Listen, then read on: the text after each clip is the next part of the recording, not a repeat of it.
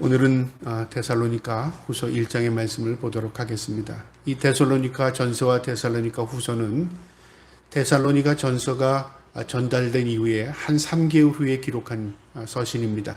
사도 바울이 기록했고요. 데살로니가 교회를 세우기 위해서 그들을 권면하고 그들을 위로하기 위해서 기록한 글입니다. 특별히 오늘 이 데살로니가 후서 1장 5절에 보면 공의로운 심판의 표요라는 말씀이 있습니다. 이 말씀의 제목을 가지고 함께 은혜를 나누고자 합니다.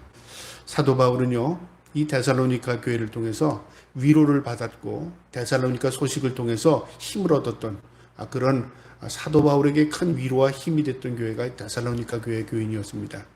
이 데살로니가 교회는 이방인 교회였는데요. 이방인 교회였지만 어려운 환경 가운데서도 그 믿음을 굴하지 않고 굳건하게 교회를 세워갔고 굳건하게 자기의 믿음들을 잘 지켰던 교회입니다.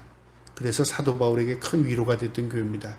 이제 오늘 이 데살로니가 후서 말씀은 데살로니가 전서에서 그들이 고민했던 이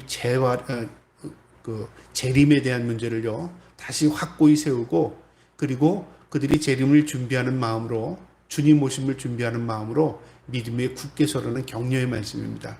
오늘도 이 말씀을 통해서 우리의 믿음이 더욱더 굳건하고 경건히 세움받기를 주님의 이름으로 축복합니다. 그러면 본문을 한 절 한 절 보면서 말씀을 전달하도록 하겠습니다. 먼저 1장 1절 2절은요 사도 바울이 잘 사용하는 인사말입니다. 데살로니가 전서 1장에도 그대로 기록되어 있는데요, 사도 바울이 바울과 실로아노와 디모데는 하나님 우리 아버지와 주 예수 그리스도 안에 있는 데살로니가인의 교회에 편지하노니, 사도 바울이 지금 실로아노, 신라죠. 로마식 실로아노 이름인데 신라입니다. 바울과 실로와 디모데는요 데살로니가 교회에게 한 마음을 가지고 그들을 위로하고 격려하면서 편지한다는 내용입니다. 2절에 하나님 아버지와 주 예수 그리스도로부터 은혜와 평강이 너희에게 있을지어다. 하나님의 평강이, 하나님의 위로가 너희와 함께 있을지어다. 그들을 축복하고 이제 3절부터 본격적으로 본론의 말씀을 전합니다. 형제들아, 우리가 너희를 위하여 항상 하나님께 감사할지니 이것이 당연함은 너희의 믿음이 더욱 자라고 너희가 다 각기 서로 사랑함이 풍성함이니. 사도 바울이 데살로니가 교회를 생각하면서 감사한다고 말합니다. 그러면서 내가 감사하는 것은 하나님 앞에 당연한 일이다 그 말이죠. 타당하다 그 말이죠. 왜 내가 감사할 수밖에 없냐면 너희의 믿음을 보니까 너희의 그 믿음이 참 하나님 보시기 기쁘는 믿음이다. 그래서 내가 참 하나님 앞에 감사하는 것 당연하고 너희의 그 성도끼리 서로 사랑하는 모습이 참 보기 좋다. 내가 들을 때 내가 이 마게도니아 지역에 너희를 자랑하고 싶은 그런 마음이 간절하다. 그래서 내가 너희를 격려하고 지지하고 또 너희를 칭찬하는 게 당연하고 마땅한 거다 그 말이죠. 우리의 신앙이 하나님 보시기에 참으로 칭찬받을 신앙이라면 그것이 하나님의 백성으로서의 마땅한 모습입니다. 그런데 우리가 과연 하나님 앞에 모든 것이 칭찬받을 모습인가, 우리 자신이 한번 점검해 봐야 됩니다. 세상이 점점 악해질수록요 우리의 생각의 기준이 세상 사람들처럼 세상의 기준을 두고 우리가 생활할 때가 참 많습니다. 합당하지 못한 겁니다. 우리 그리스도인들의 합당함의 기준은요 하나님의 말씀입니다. 하나님의 말씀으로 살아갈 때 하나님의 자녀로서의 합당한 모습으로 서는 것입니다. 데살로니가 교회는요 사도 바울이 내가 하나님 앞에 감사함이 합당하다, 너희의 사랑, 너희의 믿음을 내가 볼 때 자랑하고 싶다 그 말입니다. 그러면서 4절에요 그러므로 너희가 견디고 있는 모든 박해와 환난 중에서 너희 인내와 믿음으로 말미암아 하나님이 여러 교회에 우리가 친히 자랑하노나. 사도 바울이 지금 데살로니가 교회를 마게도니아 지역 전체에 자랑하고 싶은 마음이 있는데요, 무엇 때문에 자랑하냐면 환난과 핍박 가운데 인내와 믿음으로 온전히 서는 것, 그게 자랑스러운 거랍니다. 여러분, 우리가 때로는 그리스도인들이 자랑거리를 뭘로 생각하냐면요 세상의 기준을 가지고 나 예수 믿고 부자 됐어, 그걸 자랑하는 사람도 있어요. 나 예수 믿고 건강해, 그것도 자랑하는 사람들이 있습니다. 이게 자랑거리가 아니라는 말이 아니라요 그게 자체가 자랑이 아닙니다, 사실은요.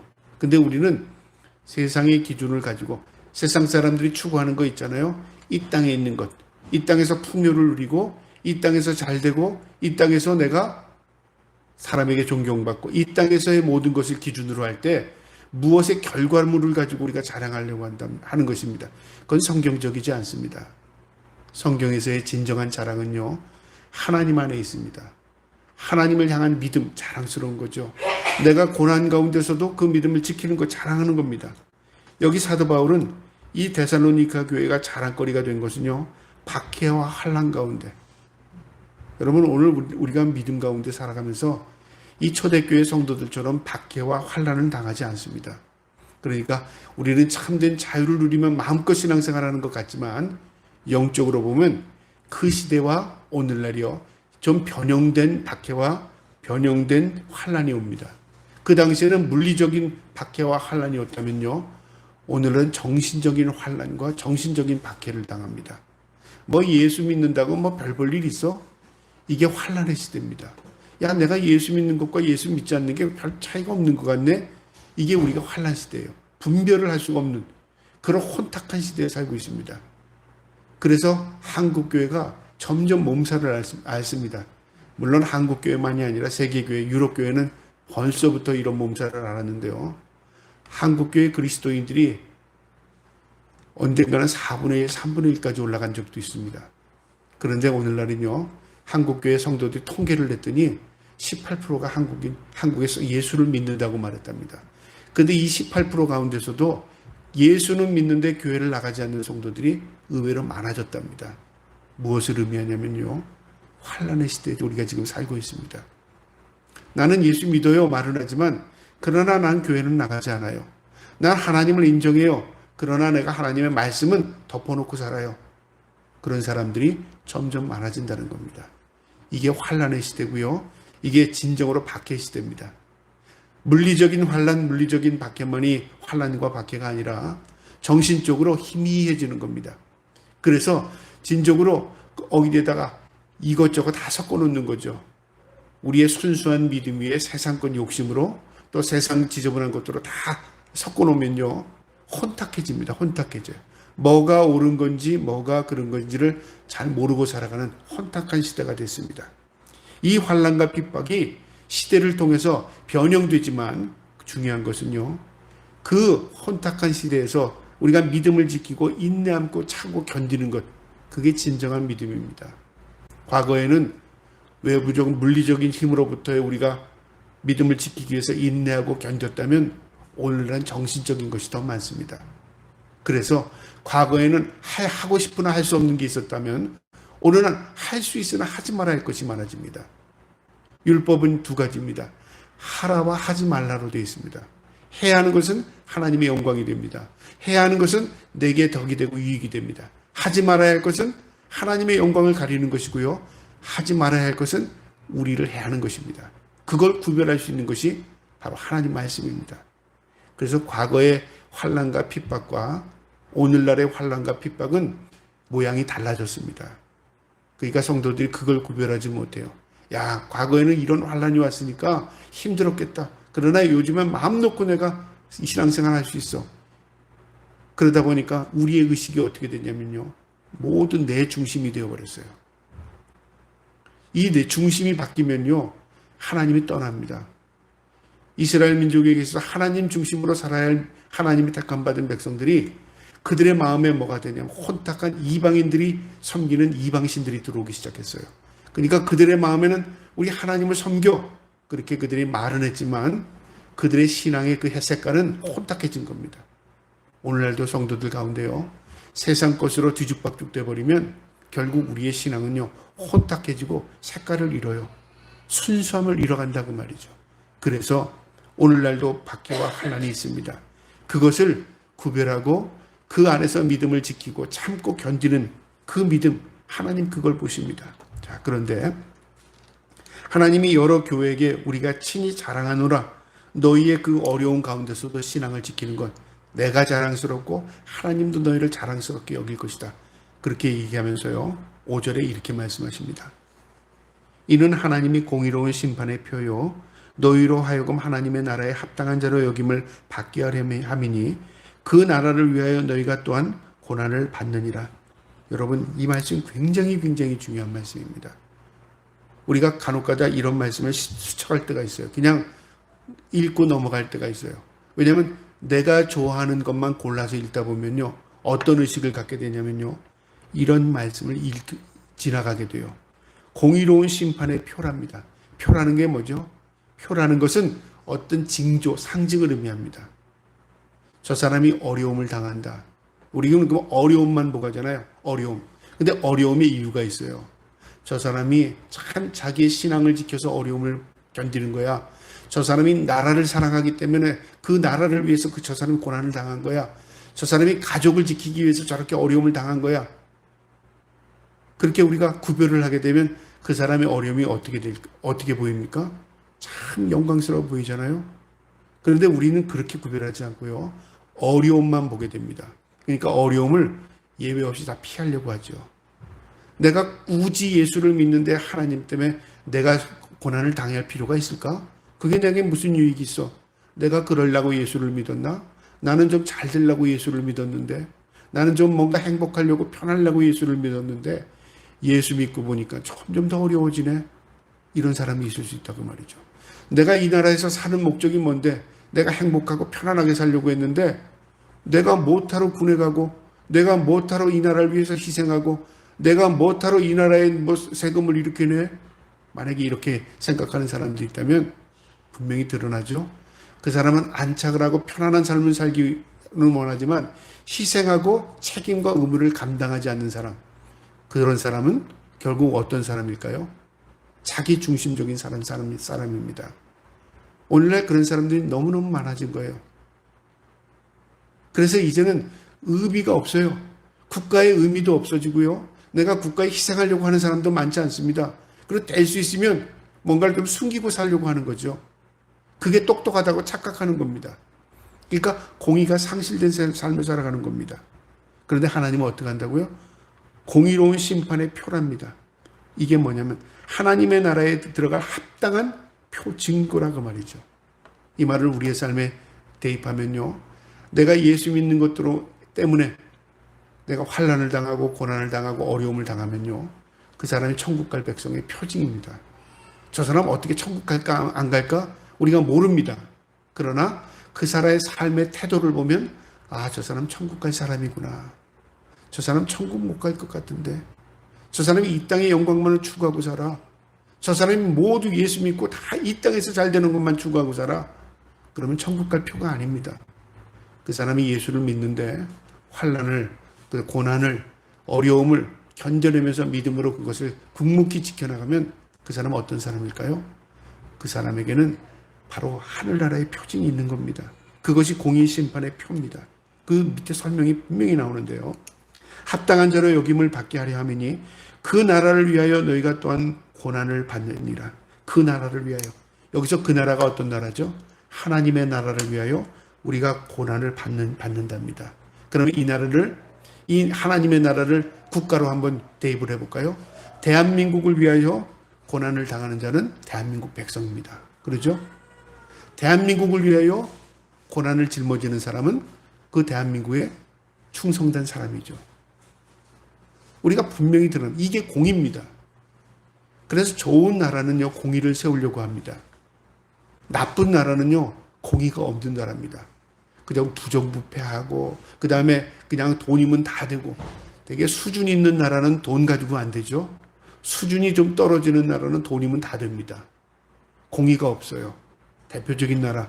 공의를 그래도 이 세상에서 공의를 그래도 실천하려고 있는 나라가 어떤 나라일까요? 미국이란 나라로 보여집니다. 그래서 공권력이 굉장히 강합니다. 경찰이 차를 세우고 총을 들이대도 사람들 꼼짝을 못해요.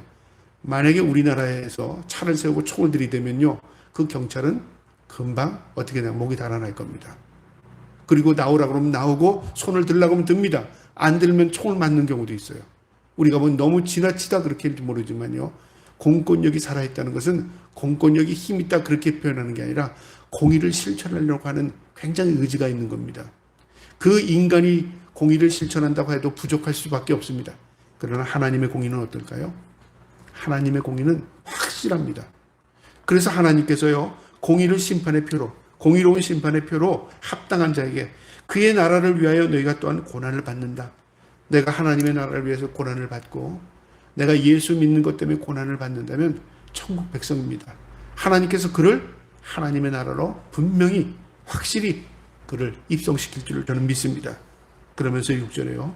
좀 더 자세하게 설명을 해 주십니다. 너희로 환난을 받게 하는 자들에게는 환난으로 갚으시고, 이게 공입니다. 너희를 환난에 밀어넣는 자, 어렵게 하고 힘들게 하고 예수 믿는 거 어렵게 하는 그들에게는 하나님이 공의의 심판, 오히려 그들에게 환난을 준다는 거죠. 그 다음에 7절에요. 환난을 받는 너희에게는 우리와 함께 안식으로 갚으실 것이 환난을 받는 너희에게는, 우리에게 환난을 준 자들에게는 하나님의 공의의 심판, 또 예수님 때문에 환난을 받는 너희에게는 하나님의 위로가 있든 안식이 있답니다. 하나님의 공의시니 주 예수께서 자기의 능력의 천사들과 함께 하늘로부터 불꽃 가운데서 나타나실 때, 하늘로부터 불꽃같이 나타난다는 것은 하나님의 심판주로 하나님이 재림하실 그때를 의미합니다. 불꽃 같은 눈으로, 그러니까 그 앞에 드러나지 않는 게 하나도 없는 거죠. 모든 게 환히 우리의 죄들이 드러난다고 말이죠. 그 하나님이신 예수님이 이 땅에 재림하실 때 심판주로 오십니다. 그때 공의가 완전하게 실천되는 것입니다. 그러면 그때만이 공의가 드러나고 지금은 공의가 없느냐? 그렇지 않습니다. 하나님은 역사의 주관자이십니다. 지금도 공의를 실천하고 계시고요. 지금도 공의를 세상을 다스리십니다. 그래서 악한 나라들은 결국 멸망의 징조들이 나타납니다. 여러분, 악한 이들은 결국은 그 세대가 넘어가기 전에요, 다 하나님께서 포기하십니다. 그래서 이 역사를 볼 때 짧은 역사로 봐서는 되지 않습니다. 시대를 보면 하나님께서 부강하게 하는 나라들, 하나님 인정하는 나라들입니다. 하나님을 모르고 죄악되고 악을 저지르는 나라들은요, 결국 하나님의 심판의 몽둥이를 하나님께서 드십니다. 그래서 우리가 나라를 위해서 기도해야 되고요, 또 세상에 이 공의가 실천될 수 있도록 하나님께 기도해야 하는 것입니다. 8절에요. 하나님을 모르는 자들과 우리 주 예수의 복음이 복종되지 않는 자들에게 형벌이 내리시리니, 하나님은 공의를 실천할 때 먼저 나는데 하나님을 모르는 자들, 불신자들이죠. 여러분, 우리가 내가 하나님을 모를 수밖에 없죠. 누가 나에게 전달을 해주지 않았으니까. 여러분, 이제 우리는요, 예수를 몰라서 못 믿는 시대가 아닙니다. 하나님을 의식하지 못해서 못 믿는 시대가 아닌 거예요. 이제는 어떤 시대가 되냐면요, 이제는 예수 그리스도가 땅끝까지 전해지는 이제 완성 시대에 거의 우리가 살아갑니다. 이 시대는요. 또 하나님에 대한 의식을 우리가 안 가질래 안 가질 수 없는 시대에 살아가고 있어요. 난 하나님 몰랐는데 부인할 수 없는 겁니다. 하나님을 몰라서 못 믿은 게 아니라 내가 하나님을 거부해서 안 믿은 그런 시대가 되어버린 겁니다. 모르는 자들과 우리 주 예수의 복음에 복종하지 않는 자, 예수를 믿는다고 했지만요, 하나님의 말씀에 순종하고 살지 않았어요. 거부하고 살았어요. 내 방법대로 내 이익을 위해서 믿은 거죠. 그러니까 결국 내 멋대로 믿은 겁니다. 하나님의 복음에 복종하지 않았답니다. 순종하지 않았다 그 말이죠. 말씀대로 살지 않았다 그 말입니다. 이것은 예외가 없는 겁니다. 나는 목사니까 하나님의 말씀을 잘 전달했으니까 하나님 나에게 칭찬받으 주시겠지? 여러분, 그렇게 생각하는 건 착각입니다. 전한 것은 하나님의 도구이고요, 실천하는 것은 내 의지입니다. 내가 하나님 말씀대로 실천하고 몸부림치고 실천하고 살 때 하나님께서 영광을 드러내시는 겁니다. 내가 그렇게 살지 않았다면 하나님이 예의 없이 형벌입니다. 복음에 복종하지 않은 자들에게 형벌을 내리시리니, 이런 자들은 주의 얼굴과 그의 힘의 영광을 떠나 영원한 멸망의 형벌을 받으리로다. 영원한 멸망의 형벌이 뭘까요? 지옥입니다. 지옥. 영원한 위로가 어디일까요? 천국입니다. 그래서 내가 진정으로 예수 믿는 사람으로서 천국 갈 백성이구나, 우리 자신에게 반문하면요, 내가 예수 믿는 것 때문에 고난을 당하고 있다, 내가 예수 믿는 것 때문에 환난을 겪고 있다, 내가 예수 믿는 것 때문에 잘 믿으려고 하는데 점점 어려움을 내가 겪지만 그것을 위해서 묵묵히 이겨나가고 있다, 내가 하나님을 아는 사람입니다. 그리고 내가 하나님의 나라를 소망하는 사람입니다. 그러나 나는 그런 거 원치 않아. 나는 이 땅에서 잘 됐으면 좋겠어. 이 땅의 것이 난 전부라고 생각해. 또 말은 안 하지만 천국은 가봐야지 알지. 이 땅이 이 땅에서 그래도 내가 어느 정도 잘 먹고 잘 살아야 위로가 되지. 만약에 그렇게 생각하는 사람이 있다면요, 그는 소망이 없는 사람입니다. 진정한 위로는요, 하나님의 나라에 있고, 진정이 영원히 살 수 있는 것은 하나님의 나라입니다. 지옥은 영원한 형벌이 있는 것이고요, 천국은 영원한 위로가 있는 것입니다. 그러면서 10절에요. 그날의 심판날을 의미합니다. 그가 예수 그리스도입니다. 마지막 심판날에 예수 그리스도가 강림하사 그의 성도들에게서 영광을 받으시고 모든 믿는 자들에게서 놀랍게 여김을 얻으시리니 이는 우리 성도들이 너무너무 놀란답니다. 모두 놀란답니다. 왜 놀랄까요? 여러분, 우리가 놀라는 경우는 어떨까요? 깜짝 놀라는 것과 다릅니다. 우리가 기대했던 것보다 너무너무 큰 거예요. 너무 놀랍죠? 나는 이 정도인 줄 알았는데 그게 아니네. 너무 놀랍네. 우리 주님이 이 땅에 오셔서 우리를 위로할 때는 어마어마한 놀람입니다. 이야, 이게 진짜구나. 실체와 거짓이 드러나게 되고요. 그리고 우리가 실체가 아닌 것으로 착각했던 게 실체고요. 우리가 실체라고 생각했던 게 다 허상이었다는 게 드러날 때 어떤 결과가 일어날까? 너무 놀랄 겁니다. 우리는 육안이 밝기 때문에요. 세상에 눈으로 구별하는 게 전부라고 생각하는 사람들이 참 많습니다. 영적인 것은 눈에 보이지 않기 때문에 없다고 생각하는 사람도 있고요. 희미하기 때문에 의식을 없이 살아가는 사람들이 많아요. 근데 이게 영안이 띄어지고 영계가 드러나고 영적인 것이 우리 실체 눈앞에 드러날 때 어떻게 될까요? 너무 놀랍지 않겠습니까? 우리가 기껏 의식하고 살아가는 것은 지구입니다.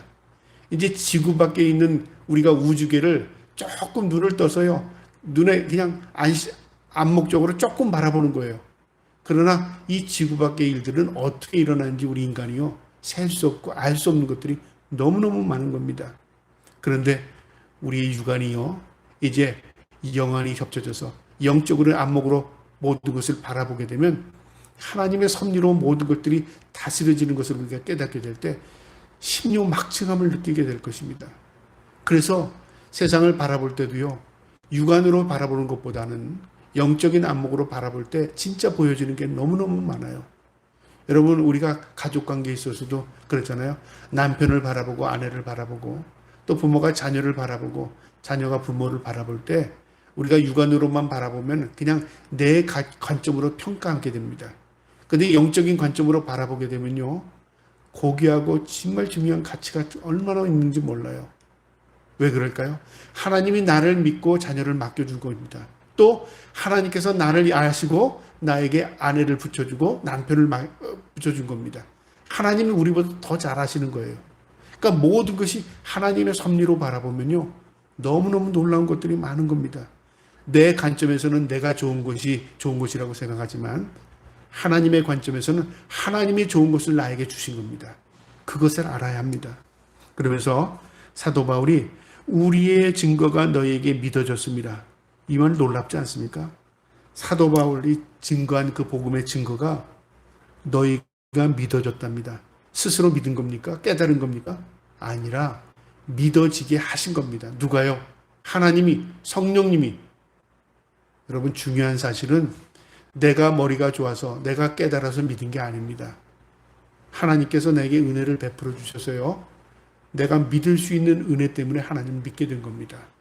여러분, 그 은혜를 달라고 기도할 수 있기를 주님의 이름으로 축복합니다. 우리가 설명으로, 우리가 논리로 예수를 전해서 믿게 한다면요, 말 잘하는 사람이, 논리적인 사람이, 그 다음에 성경을 많이 아는 사람이 예수 잘 전할 겁니다. 그런데 그렇지 않아요. 어떤 사람이 예수 그리스도 증거예요? 하나님의 말씀을 묵묵히 전달하면 하나님의 영인 성령이 그에게 임재합니다. 그 마음속에 하나님의 말씀이 싹트게 만들어요. 이제는 점점 그것이 닫혀지는 시기가 다가온 것 같아요. 점점. 과거에는 광장에서 외치면은 그 소리를 지나가는 사람이 듣고 예수를 믿은 사람들 참 많았습니다. 예수 천당 불식 지옥만 외쳐도 예수 믿는 사람들이 얼마나 많았는지 몰라요.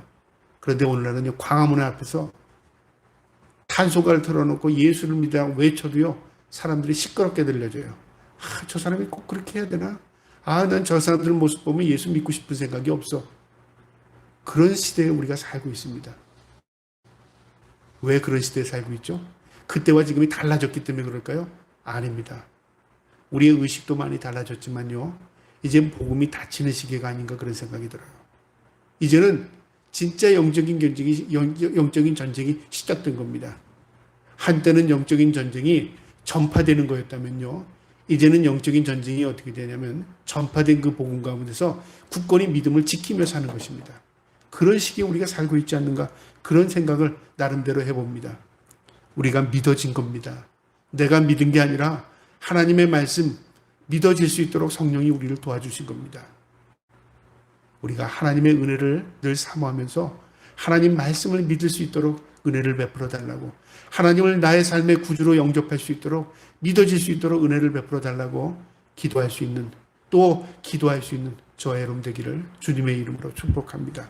11절 12절은요. 그러면서 사도 바울이 이 데살로니가 교회를 위해서 기도하는 5가지의 기도 제목인데요. 11절에 이러므로 우리도 항상 너희를 위하여 기도함은, 사도 바울이 지금 실로아노 디모데 함께 데살로니가 교회를 위해서 기도한답니다. 우리 하나님이 너희를 그 부르심에 합당한 자로 여기시고, 첫 번째 기도가 뭐냐면 부르심에 합당한 성도가 되기를 위해서 기도한답니다. 여기 부르심에 합당하다는 뜻은 뭐냐면 하나님의 뜻을 이루는, 순종하는 거룩한 하나님의 자녀가 되는 그런 의미입니다. 여러분, 우리가 부르심에 합당한 삶을 사는 것이 하나님의 택함 받은 백성의 모습입니다. 그러나 이 말의 반대로요, 하나님의 부르심에 합당하지 못한 삶을 산다면 어떻게 될까요? 그것은 하나님을 저버리는 삶이죠. 그래서 예수를 믿는 것은 내가 복음을 듣지 못해서가 아니라 성경 말씀의 의미로 보면요, 내가 복음을 거부한 겁니다. 거부한 것. 내가 복음을 잘 이해하지 못해서 못 믿은 거야. 이해력이 부족해서 못 믿은 게 아니라 내 의지적으로 하나님의 복음을 거부한 거예요. 믿고 싶지 않은 거예요. 왜 믿고 싶지 않죠? 시간 낭비 같죠, 교회 가는 게. 예수 믿는다고 별 달라질 게 있어? 하찮게 여겨지는 거죠. 하나님을 내가 한 번도 눈에 본 적이 없는데 내 주위에 안 믿고도 잘만 살던데 이런 마음이 들기 때문에 복음을 내 관점에서 내가 거부한 겁니다. 그래서 믿어졌다는 말이 얼마나 큰 은혜인지 몰라요. 하나님의 은혜 없이는 우리가 믿을 수 없는 겁니다. 사도 바울은 그 부르심에 합당한 자로 여기시고 부르심에 합당한 자로 살아갈 수 있도록, 말씀에 순종할 수 있도록, 거룩한 백성이 될 수 있도록, 하나님의 뜻을 이룰 수 있는 백성이 될 수 있도록 기도한답니다. 그 다음에 두 번째는요, 선을 기뻐함과 이게 선한 삶을 실천하는 성도가 되기를 기도한답니다. 여러분, 우리가 삶이 선할 때에, 도덕적일 때 하나님 기뻐하십니다. 여러분, 도덕적인 것과 믿음과는 별개입니다. 그렇죠? 그러나요, 우리가 믿음이 있다면요, 도덕적인 삶을 살 수밖에 없어요. 근데 우리는 거꾸로 생각할 때가 있어요. 도덕적이기 때문에 저 사람 잘 믿는다. 물론 도덕적인 사람이 잘 믿는 사람도 있을 수 있지만요, 내가 믿음이 있다면 도덕적인 삶을 살아야 하는 것입니다. 오늘날 도덕적이지 못한 사람들이 얼마나 많은지 몰라요. 믿음대에 양심이 없어요. 목사인데 거짓스러워요. 목사인데 양심이 없어요. 그렇다면 어떻게 될까요? 이것이 온전한 삶이 아니죠. 하나님이 기뻐하는 삶이 아닙니다. 내가 하나님이 기뻐하는 삶을 산다면요, 선한 양심을 가지고 있어야 됩니다. 선한 삶을 살아야 돼요. 그게 하나님이 기뻐하는 삶입니다. 사도 바울이 지금 데살로니가 교회를 위해서 기도하는 겁니다. 하나님이 기뻐하는 삶을 살 수 있도록, 주님이 원하시는 삶을 살 수 있도록 너희가 선을 기뻐하는 마음을 갖기 위해서 내가 기도한다. 그 다음에 세 번째는 믿음의 역사의 능력으로 이루어지게 하시고 믿음의 역사가 나타나는 성도가 되길 원한다. 믿음의 행함이 나타나는 그런 삶을 살기 원한다고 말이죠. 역사라는 건 뭐죠? 나는 가만히 있고 다른 것이 움직이는 게 역사입니까? 역사는 내가 이루는 겁니다. 어떻게 해요? 하나님의 힘을 입어서.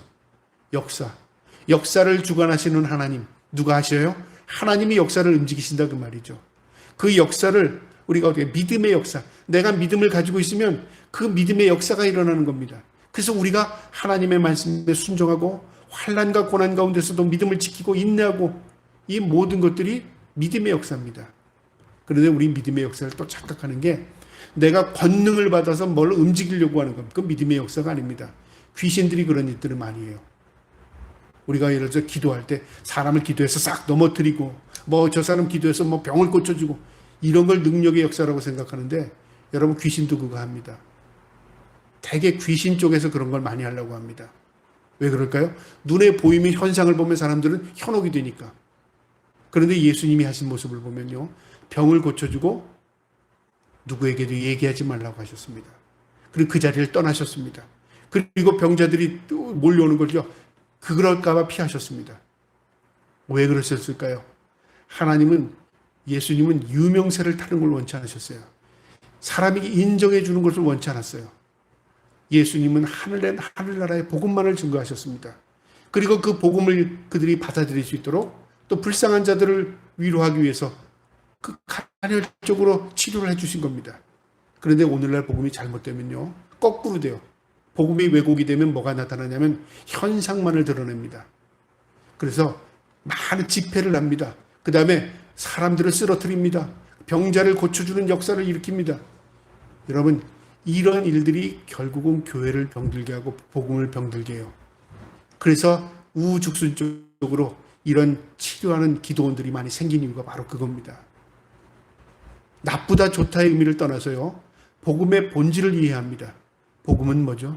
하나님의 말씀입니다. 하나님의 말씀을 통해서 무엇이 변해야 됩니까? 내가 능력을 봐서 무엇을 하는 게 아니라 내가 어떻게 변화되는 겁니다. 오늘날 병들어 있다는 건 뭐냐면 세상의 환경은 변해가는데 나는 변하지 않아요. 세상은 뭔가 변화를 일으키는데 내 믿음은요 고착화되어 있어요. 아무 변화가 일어나지 않았어요. 병든 겁니다. 사도 바울은 이 데살로니가 교회를 위해서 믿음의 역사가 나타나는 성도가 될 수 있도록 너희가 참된 변화를 일으킬 수 있도록 그렇게 해서 기도한답니다. 그 다음에 네 번째로요. 12절에 우리 하나님과 주 예수 그리스도의 은혜대로 우리 주 예수의 이름이 너희 가운데서 영광을 받으시고 너희 가운데서 예수의 이름이 영광을 받으신답니다. 이 말은 무슨 의미입니까? 성도의 삶을 통하여 주님의 영광이 드러난다 그 말이죠. 영광을 가리는 것도 성도고요. 영광을 드러내는 것도 성도입니다. 목사의 관점에서 어떤 걸 보면 저 사람 저렇게 하지 말았으면 좋겠다 하는 사람들이 있어요. 그 사람은 그게 하나님의 영광으로 착각하는 거죠. 예를 들어 혐오스럽게 하는 것. 예수 믿는다고 하는 것 때문에 다른 사람들이 예수 믿고 싶은 생각이 없는 것. 그런 행동들이 많잖아요. 자기만 열심히 하는 겁니다. 다른 사람을 관여하지 않는 겁니다. 그리고 사람들, 세상에 안 믿는 사람들을 고려하지 않는 거예요. 그냥 내 열심만 앞서는 겁니다. 그리고 그게 믿음으로 착각하는 거죠. 여러분, 오늘날 그 병든 사람들이 얼마나 많은지 몰라요. 이게 뭐냐면 하나님의 영광이 하나도 드러나지 않습니다. 하나님의 영광은요, 하나님 스스로도 드러낼 수 있습니다. 그리고 하나님의 영광은 내가 하나님께 온전히 붙어 있을 때 영광이 드러납니다. 저와 여러분의 삶이 하나님의 영광의 도구가 될 수 있기를 주님의 이름으로 축복합니다. 마지막으로요. 그 안에서 영광을 받게 하려 합니다. 또 그 안에서 우리가 영광스러운 존재가 된답니다. 주님의 영광이 드러나면 우리도 그 후광을 통해서 영광을 받게 됩니다. 이 말을 다른 말로 하면 은혜를 입게 된다는 말이죠. 내가 하나님의 영광을 위해 살게 되면요. 내게 은혜가 임합니다. 내가 하나님 때문에 고난을 당하고 내가 하나님 때문에 어려움을 겪게 되면 반드시 하나님께서 그 수고자에게 위로를 주십니다. 그래서 내가 예수를 잘 믿으면 누가 잘 될까요? 여러분, 물론 하나님의 위로가 그 당사자에게도 있지만요. 자녀들에게도 위로를 주십니다. 저는 그것을 우리 윗대를 통해서 봤어요. 예수를 믿으면 후대에 하나님이 주시는 은혜의 영광이 있습니다. 우리는 거기다 잘 되는 거 영광이라고 하니까 세상의 물질이나 세상 것으로 추구할지 모르지만 그게 아닙니다. 뭘 주시냐면 영적인 걸 주십니다. 영적인 놀라운 하나님의 은혜를 경험해 나갈 수 있습니다. 여러분, 우리가 하나님의 영광을 위해 살기도 하지만 또 하나님의 영광을 덧입고 큰 은혜를 누릴 수 있는 저와 여러분 될 수 있기를 주님의 이름으로 축복합니다. 오늘 이 사도 바울이 기도했던 이 5가지, 우리가 합당한 삶을 살게 하시고 하나님 선한 삶을 살게 하시고 그 다음에 믿음의 역사를 이루게 하시고 하나님의 영광을 위해 살게 하시고 하나님의 영광의 은혜를 덧입는 삶을 살게 해달라고 기도할 수 있는 저와 여러분 되기를 주님의 이름으로 축복합니다. 아멘.